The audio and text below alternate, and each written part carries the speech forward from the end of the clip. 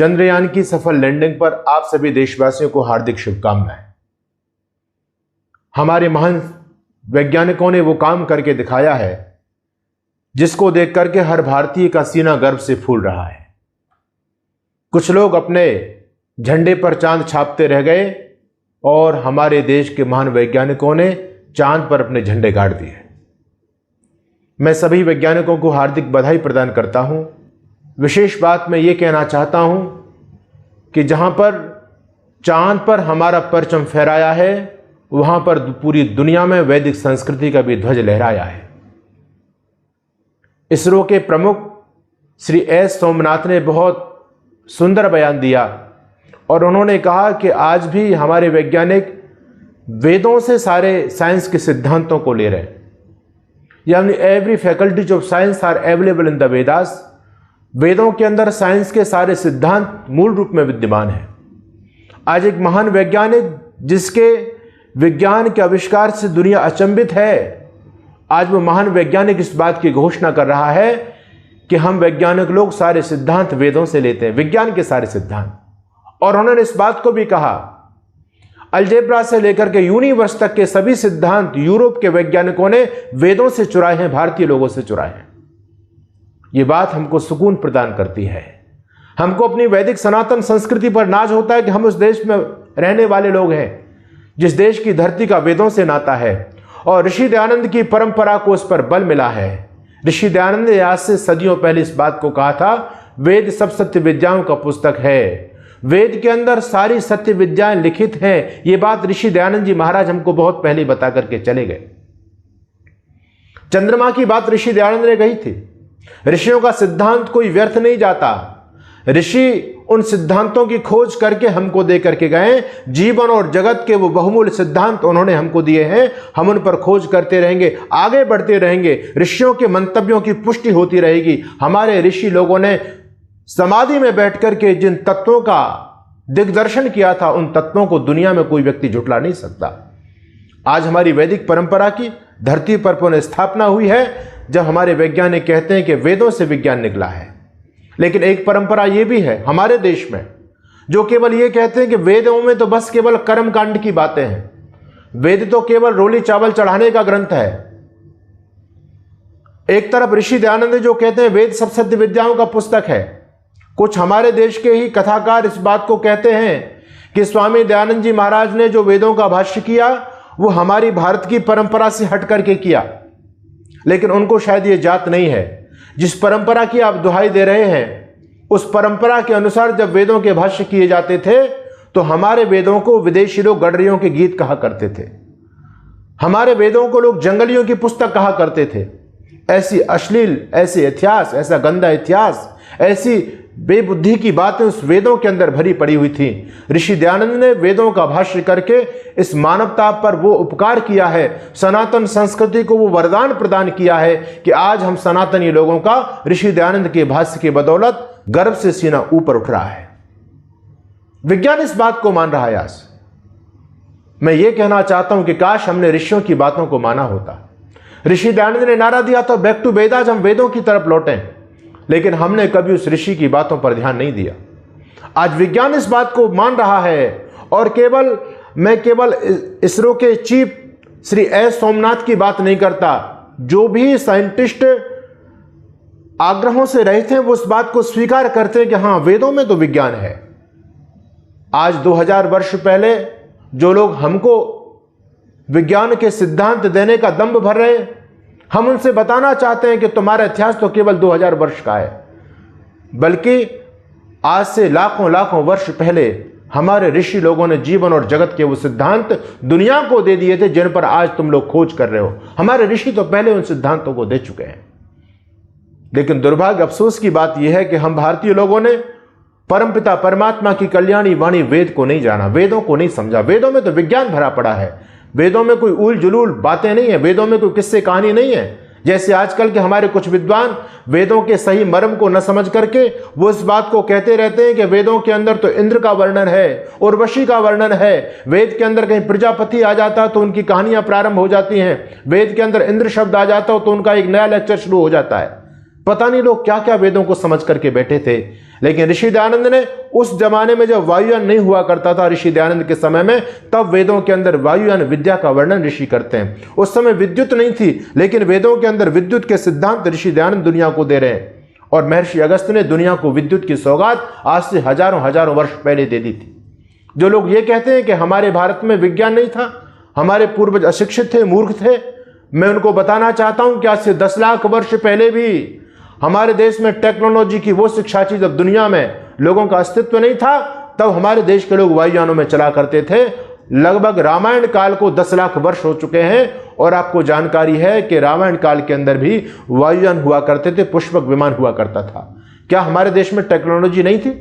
ये भारत विश्व गुरु है, दुनिया के हम गुरु थे। दुनिया को सिद्धांत सभी हम लोगों ने दिए हैं। जब जीरो दिया मेरे भारत ने, दुनिया को तब गिनती आई, तारों की भाषा दुनिया को भारत ने पहले सिखलाई। अरे देता ना दशमलव भारत तो यूं चांद पर जाना मुश्किल था, धरती से चांद की दूरी का अंदाजा लगाना मुश्किल था। सभ्यता जहां पहले पाई, पहले जन्मी है जहां पे कला, अपना भारत वो भारत है जिसके पीछे संसार चला।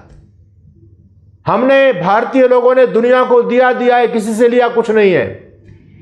जहां पर हम भौतिक संपन्नता में सबसे आगे थे, वहीं पर ज्ञान विज्ञान में दुनिया में हमारे झंडे गड़े हुए थे। ये तब था जब हम वेदों के अनुसार थे। तो वेद को केवल हम कर्मकांड का ग्रंथ न समझें, वेद में सब कुछ है। मैं तो कहता हूं कि हमसे भूल हुई। यदि हमने वेद पढ़े होते तो खोकर अपनी गुरुता जग में अपमानित नहीं हुए होते। यदि हमने वेद पढ़े होते, उस परम सत्य का दिव्य ज्ञान भटके मानव को मिल जाता। वो एक अनेकों रूप धरे, विश्वास सभी को हो जाता। यदि पंच यज्ञ जाने होते, ना समझ मनुज ने मिट्टी के ये पुतले नहीं गढ़े होते। यदि हमने वेद पढ़े होते, संग संग चलने में सुख पाते, संभाषण होता जन जन का, मंत्रणा सभी मिलकर करते, समचिंतन होता हर मन का। यदि इदन नमम हम गुण लेते, सड़कों पर बहता खून नहीं, ये कत्लेआम नहीं होते। यदि हमने वेद पढ़े होते। समदर्शी है वो परम पिता, हम सब आपस में भाई हैं। नफरत की सारी दीवारें पंथों ने स्वयं बनाई हैं। पृथ्वी को मां माना होता, वेद कहता माता भूमि पुत्रो हम पृथिव्या। पृथ्वी को मां माना होता तो बेटों के हाथों से मां के टुकड़े नहीं हुए होते। यदि हमने वेद पढ़े होते। जो अब तक बना विवाद रहा इतिहास सृष्टि का वेदों में, वेद के अंदर सब कुछ विज्ञान भरा हुआ है। दुनिया उलझन में उलझी हुई है कि सृष्टि की उत्पत्ति कैसे हुई। साइंटिस्ट लोगों ने जो सिद्धांत दिए, उनके सिद्धांत बदल रहे हैं, वो समझ नहीं पा रहे इस संसार के रहस्य को। जो अब तक बना विवाद रहा इतिहास सृष्टि का वेदों में, जो उलझन बनकर खड़ा हुआ भूगोल सृष्टि का वेदों में, आज तक लोगों को यह नहीं पता चल पाया कि धरती गोल है या चपटी है। लेकिन हमारे यहाँ का 6वीं क्लास में पढ़ने वाला बच्चा भी भूगोल शब्द जानता है। ये वेदों ने सौगात हमको दी कि धरती गोल है, भूगोल यानी धरती गोल है। जो अब तक बना विवाद रहा इतिहास सृष्टि का वेदों में, जो उलझन बनकर खड़ा रहा भूगोल सृष्टि का वेदों में। अरे यदि गणित वेद का पढ़ लेते, दुनिया के देशों से पहले कंप्यूटर के युग में होते। यदि हमने वेद पढ़े होते। तकनीक सभी है वेदों में, अफसोस समझ से दूर रही। तकनीक सभी है वेदों में, अफसोस समझ से दूर रही। हैं सकल कलाएं वेदों में, जो अपने युग का नूर रही। वैदिक विज्ञान समझ लेते तो चौराहों पर दिग्भ्रमित हुए ये लड़के नहीं खड़े होते। यदि हमने वेद पढ़े होते। खोकर अपनी गुरुता जग में अपमानित नहीं हुए होते। यदि हमने वेद पढ़े होते। हैं शासन के सब सूत्र सुलभ, पढ़कर देखेंगे पाएंगे। आपको राजनीति पढ़नी है तो आप वेद के अंदर जाइए। ऋषि दयानंद जी महाराज ने सत्य और प्रकाश का 6वां समोल्लास राजधर्म को समर्पित किया है। एक राजा का क्या कर्तव्य होता है, प्रजा का राष्ट्र के प्रति क्या दायित्व होना चाहिए, सब कुछ ऋषि लिख रहे हैं शासन के सब सूत्र सुलभ, पढ़कर देखेंगे जानेंगे। कर्तव्य प्रजा और राजा के निज सभी धर्म पहचानेंगे। अरे अपनाते वैदिक अर्थतंत्र, अपनाते वैदिक अर्थतंत्र तो दुनिया के आगे हम भिखमंगे नहीं हुए होते। यदि हमने वेद पढ़े होते। आचार्य कौटिल्य का अर्थशास्त्र दुनिया को वो विद्या दे रहा है, दुनिया को वो शिक्षा दे रहा है कि किस प्रकार से अर्थ का अर्जन किया जाए। सारी की सारी टेक्नोलॉजी हमारे वेद के अंदर है। अग्ने न सुपता राय की अंतर मन से उठती पुकार। मैं पाखंड की तरफ आपका ध्यान आकर्षित करना चाहता हूं। अगर हमने वेदों को पढ़ा होता तो धरती से पाखंड भी मिट गया होता। दरअसल वेदों का प्रचार इसलिए तो लोग नहीं होने देते क्योंकि वेद के अंदर तो साइंटिफिक नॉलेज है। अगर कोई व्यक्ति वेदों को पढ़ेगा तो पाखंड में वो नहीं फंसेगा। हमारे धर्मगुरु जो पाखंड को बढ़ाना चाहते हैं वो वेदों के बारे में नहीं बोलते, क्योंकि लोग वेदों को पढ़ेंगे तो इनकी दुकानें कैसे चलेंगी। इसलिए आज वेद की चर्चा कहीं नहीं होती। आज तो पुराणों की कथाएं समाज में चल रही हैं, वेद की कथा होनी बंद हो गई। अग्ने न सुपता राय की अंतर मन से उठती पुकार। धीमहि वरेण्यम भर्गो ये जन जन के होते सद विचार। दुरितानी परासब को जपते, दुरितानी परासब को जपते, तो दौलत की खातिर बच्चों के सर कटकर नहीं चढ़े होते यदि हमने वेद पढ़े होते। विश्वास नारियों में होता कुछ करने और कराने का, सदजान नारियों में होता अपनी संतान बनाने का। आजकल हमारे धर्मगुरु कहते हैं कि माताओं को गायत्री मंत्र बोलने का अधिकार नहीं है, माताओं को यज्ञ करने का अधिकार नहीं है, माता यज्ञ पर भी धारण नहीं कर सकती। ये सब वेद विरुद्ध बातें हैं। वेद में कोई पक्षपात वाली बात नहीं है। अरे विश्वास नारियों में होता, यदि मातृशक्ति वेद से जुड़ी हुई होती, विश्वास नारियों में होता कुछ करने और कराने का, सदजान नारियों में होता अपनी संतान बनाने का। यदि मातृदेव तन मन होते तो दौलत की खातिर अबला के जिंदे तन नहीं जले होते यदि हमने वेद पढ़े होते। यज्ञों का पावन धूम प्रदूषण सारे जग का हर लेते, गुरुकुल गौरव से खड़े हुए युवकों को सही दिशा देते। शिक्षण संस्थाओं के अंदर भारत मां तेरे टुकड़े होंगे ये नारे नहीं लगे होते यदि हमने वेद पढ़े होते। दुहिता दो कुल की उजियारी, पुत्रों संपाति प्यार सदा। पति ग्रह में मिलता वधुओं को गृह लक्ष्मी का सम्मान सदा। कन्याएं होती जानमयी, कन्याएं होती जानमयी, अरमान बेटियों के अपने मिट्टी में नहीं मिले होते यदि हमने वेद पढ़े होते। सर्वज्ञ अनादि निराकार, कण कण में आप समाया है। अरे आवास बनाए क्या उसके जिसने ये जगत बनाया है। सर्वज्ञ अनादि निराकार, सपर्यगा शुक्रमकायम अब्रणम असनाविरम शुद्धमा पाप विद्धम। वेद कहता है वो परमपिता परमात्मा सृष्टि के कण कण में विद्यमान है, हर जगह पहुंचा हुआ है। सर्वज्ञ अनादि निराकार, कण कण में आप समाया है। आवास बनाए क्या उनके, अरे जिसने ये जगत रचाया है। सृष्टा को पहचाना होता तो मंदिर मस्जिद गुरुद्वारे आपस में नहीं लड़े होते यदि हमने वेद पढ़े होते। मैं निवेदन आपके बीच में करना चाहता हूं, आज भी समय, ऋषि दयानंद कहते थे बैक टू वेद, आज वेदों की तरफ लौटो। जो समाज, जो राष्ट्र, जो संस्कृति वेदों को छोड़ देती है वो कभी समाज में उन्नति नहीं कर सकती। आप ये मत समझना कि हमारे देश में बड़े बड़े फ्लाईओवर बन जाने से उन्नति हो गई। हमारे देश में जगह जगह हॉस्पिटल खुल जाने से देश उन्नति कर गया है। जगह जगह कचहरी, जगह जगह पुलिस के थाने चौकी खोल देने से देश की उन्नति नहीं है। देश की उन्नति देश के चरित्र से होती है।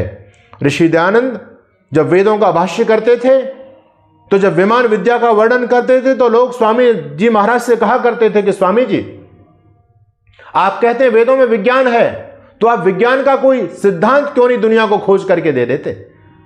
ऋषि दयानंद कहते हैं विज्ञान के खोजों से ज्यादा भी आवश्यक देश के लोगों के चरित्र का निर्माण है।